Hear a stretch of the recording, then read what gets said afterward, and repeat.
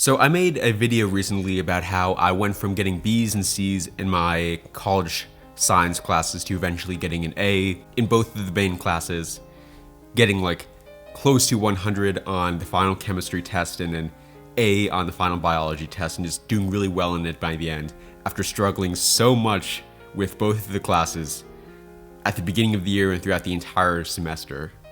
So in this video I want to talk a little bit about the steps I used to accomplish this, basically, and how I went from struggling so much to eventually doing better than I ever thought I could have in the classes and just doing really well in them in the end, or pretty well. So make sure to watch that video if you haven't yet, so you have like a basic idea of the problems I was going through. But basically I was struggling in the classes and I used this 5-step process to get my grades up. Basically, the first step of the process is determining what your goal is. So my goal was to get an A in, let's say, biology class. I was getting like B's and even a C once, so I wanted an A on a test. So the next step is to notice what is the problem that you're facing while trying to achieve this. And a big problem I was facing was, it sounds stupid, but he was asking questions on the test that I did not know I had to study. It was like, felt like obscure information. It's like random trivia, it almost felt like, from the, like it was in the slideshow, it was in the notes, but it's like a random obscure detail that no one would even know. But yeah, that was the questions he was asking. And I did not know them, obviously, so I did not know the answers, and I got lesser grades than I wanted on the tests. So then I had to think about, why am I having this problem? Why is this happening?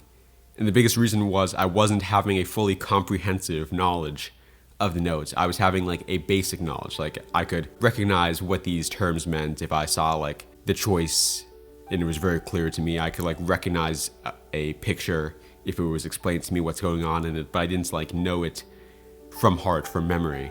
And I didn't know all of it. I didn't know like the finer details, which was something you had to know to pass this class, as stupid as it may have been. And the reasoning goes even deeper than just that. I also just did not have enough of a desire to fully study this material and understand it. I didn't care enough about biology to go this deep in it and fully understand all the different intricacies of the material. And you could go even deeper than that. Why do I not like biology? I just kind of don't like science that much, so it just kind of doesn't seem that cool to me. But yeah, so I know the reasons behind why I'm failing. Well, not failing, but, not getting the best grades. The next step is to develop a plan and figure out how can I achieve success in the end? How can I go from this low points to actually having the success I want and getting that A? So I made a plan, and it basically consisted of 2 separate parts. One was really just trying to make sure I understood every single slide in the slideshow, because the teacher gives slideshows for every single unit. Just making sure I understood what was going on in every single one of those. And the second one was to basically use flashcards to do the same thing. So test myself on every single piece of knowledge. So make like a flashcard for this slide, make a flashcard for this term, make it for this process, so I could just easily recall every single piece of information.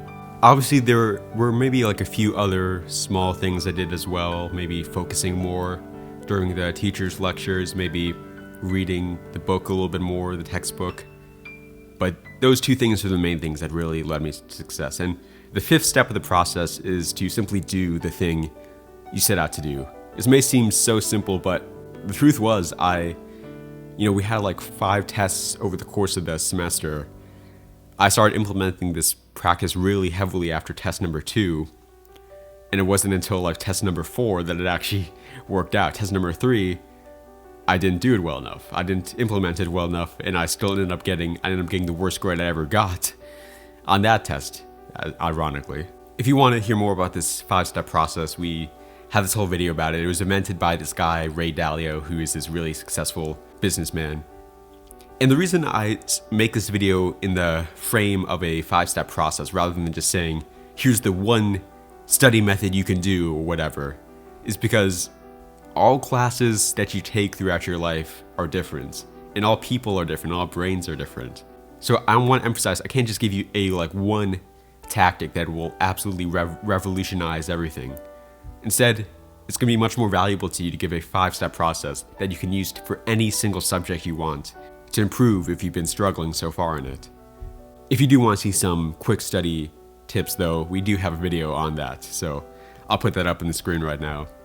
And anyways, hope you enjoyed this video. This has been Jimmy, signing off.